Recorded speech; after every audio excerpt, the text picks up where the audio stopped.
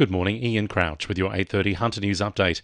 Hunter residents living near flood-prone coastal areas are being urged to have an evacuation plan in place, with heavy rain likely throughout spring and summer. The Weather Bureau has issued an alert for another La Niña event, which is expected to combine with an Indian dipole system, bringing months of wet weather. Andrew Edwards from the SES says it's important to prepare while you can. We've got wet soil, high rivers, full dams, and the outlook for above average rainfall. So there just remains an elevated risk in the next little while. So it's just important people take the time now to be prepared and understand their risk. 2 Hunter residents are being commended today for their selfless acts of bravery. Thornton resident Tim Brown is set to receive the highest honour for pulling an unconscious driver out of a blazing car at Heatherbray in June 2020. It's the second time he's been awarded for bravery, the first time as a senior constable in 2008. He becomes just the third person ever to receive the bar to the Bravery Medal.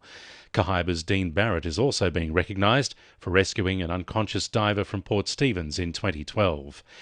Asset Energy is urging the state and federal governments to review former Prime Minister Scott Morrison's decision to refuse to extend a gas exploration licence off the Hunters Coast.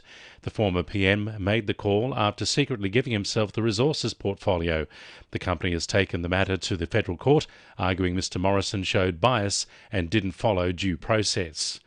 Newcastle Art Gallery will double its exhibition space in their $40 million expansion, meaning it will be able to showcase more of its incredible collection.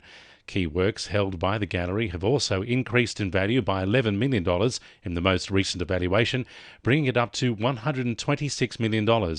Art Gallery Director Loretta Morton says the expansion will allow them to continue to support the local artist community and bring the space into the future. It's just huge. It's growing up, I guess, if you like. I've been saying that to a lot of people because we currently don't have a coffee shop. We don't have a dedicated shop. We don't have a dedicated program space. And we're going to have all of those incredible facilities within the new gallery. So, it's bringing us up to being a modern facility. Cessnock Council looks set to approve a second McDonald's outlet for the town tonight with 24-hour drive-through, despite concerns from residents. The DA calls for the former Eaton's Mitre 10 at the corner of Vincent and Snape Streets to be demolished to make way for the new restaurant, 5 minutes drive from the existing one in Allendale Road. Council received 10 submissions from 4 households against the plan, saying noise, traffic and antisocial behaviour will only increase if a 24-hour drive-through is allowed. A report to Council found noise levels would be compliant if mitigation measures are put in place. Hunter residents are being encouraged to vote for volunteers and organisations responsible for the maintenance of local facilities and reserves in the Crown Land Awards. These awards seek to acknowledge the hard work of these individuals in their maintenance of local facilities and reserves. Awards Coordinator for New South Wales, Stephanie Lenihan, believes these awards are important for the community. It's really good to reward the people who are keeping New South Wales flourishing and really exemplifying the work that is done to make those reserves accessible for everyone, to keep New South Wales looking great.